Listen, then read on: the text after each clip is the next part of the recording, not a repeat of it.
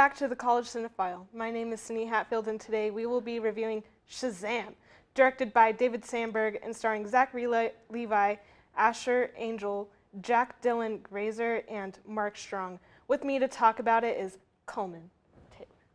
Hi, Coleman. Hi. Tell me about the plot. So, this follows the basic Shazam origin story where an orphaned foster child discovers a magical lair where a wizard gives him incredible powers. And, you know, each of his letters of his name stands for one of the powers that I cannot remember. Like Solomon. Yeah, it's like the wisdom of Solomon, the strength of Hercules, the stamina of Atlas, the power of Zeus, the something of Achilles, and the speed of Mercury. All that basically means... Which is very inconsistent across mythology. All it really means is that he's Superman with lightning. But the plot evolves from there, where he becomes the champion of magic across the world and has to defend the world from evil, particularly the 7 deadly sins, all while learning to accept his new family. And that's kind of the basic level of the plot, without getting into any spoilers. But I know one of the first things you want to talk about is the jokes in the movie. Yeah, this is a surprising critique for me. I actually thought it was a little too jokey, which, like I said, I don't usually have. Usually other people have that critiques about movies that I like, but we're actually flipped on this. Yeah, usually I'm the guy that says that the movie has like tonal problems and is probably trying to be too funny. Like Suicide Squad has that problem where they try to be too funny and too dark at the same time. Mm-hmm. And I think Shazam and the recent DC movies are probably a bit of a knee-jerk reaction to the criticism of the DC movies like Batman vs. Superman and Man of Steel, and that were just too dark and that were too grim and not very fun to watch. So Aquaman and Shazam, I think, have both been a bit of a swing away from that, and they're kind of a return to a brighter, happier version of a superhero movie. And in this movie, it materializes in, you know, a lot of comic relief, which I didn't actually have a problem with. I really enjoyed it in this movie. I think in particular the two young leads playing Billy Batson and Freddie something, the other young kid, I think they're really, really funny, and I think they play really well together. And especially for such young actors, the amount of chemistry and comedic ability they have, I think, is really impressive.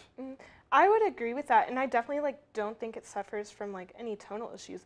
It's very fitting because this is a kid who's suddenly become a superhero. So it's very befitting that it's going to be lighter in tone and funnier. I just felt like it's a little bit too much. I think it didn't detract from the movie. There were maybe some times where it got in the way, but not ever so much that I had a serious problem with it.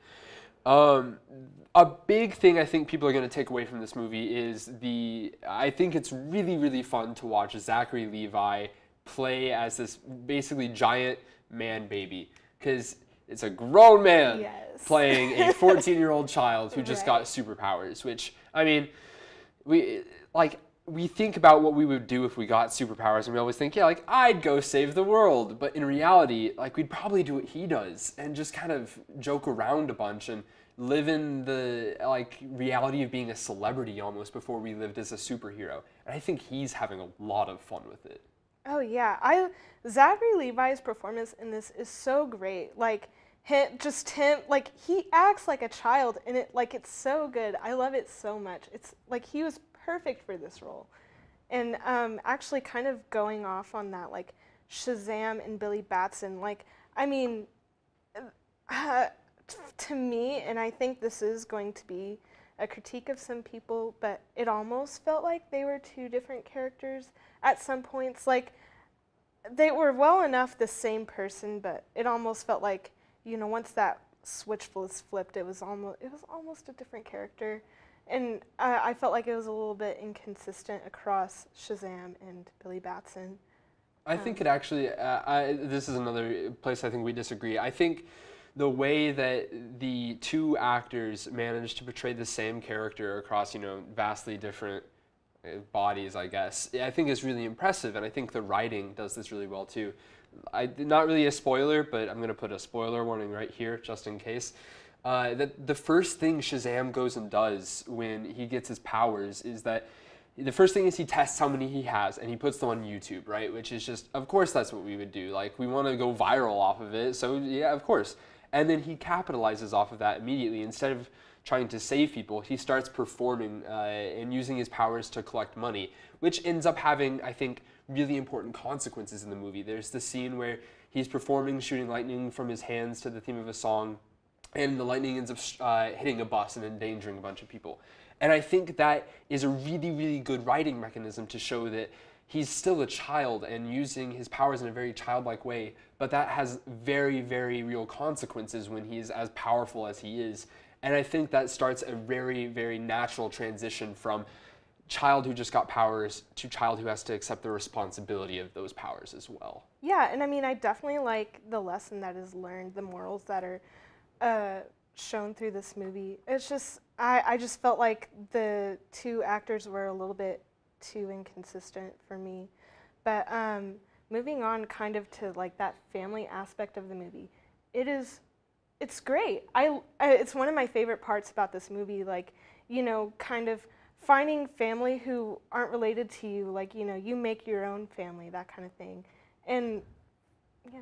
I think all of the young actors are so talented, especially the young daughter Darla. Yes. She is hilarious. I love her. I want to adopt her. Right, she is just so golden, and especially later in the movie with things that develop, she still keeps that core. I think that makes her so lovable and special, which I think is something really cool.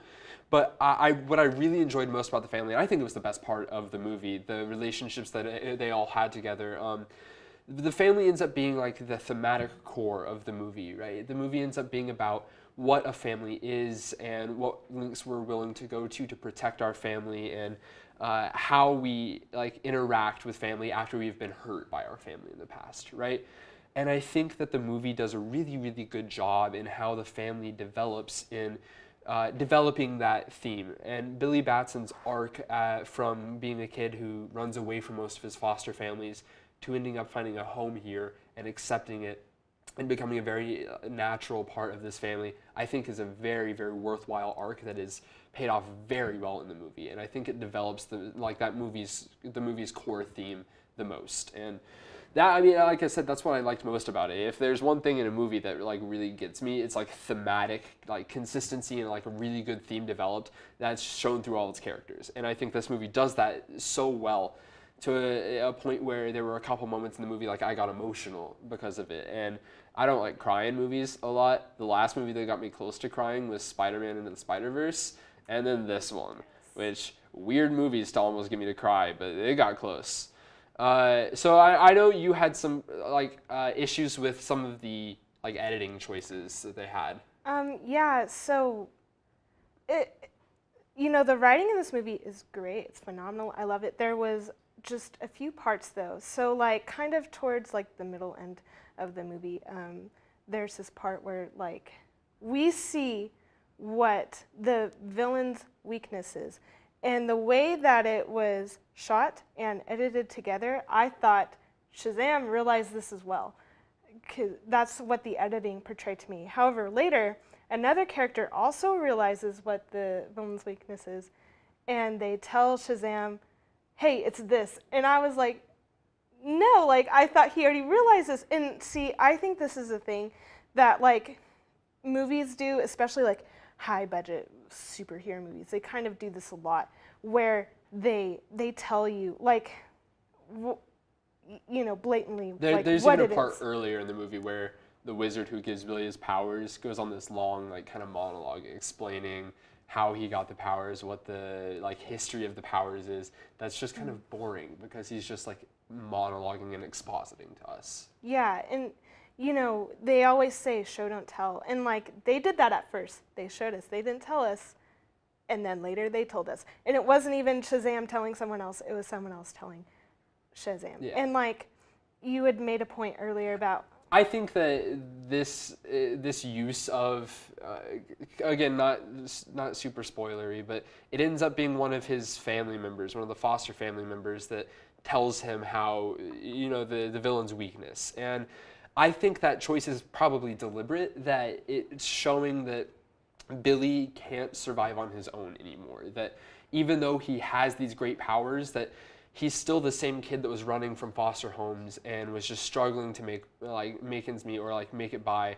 And now, even when he has his powers, he still needs to rely on other people for help to really be the fullest hero he can be.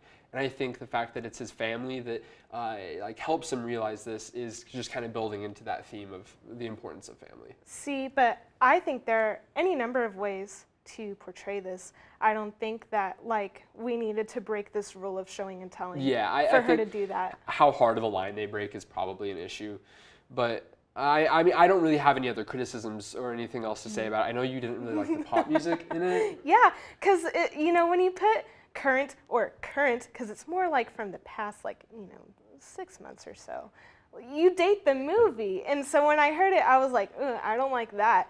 Like, you know, it's become a trend for movies to put in older songs.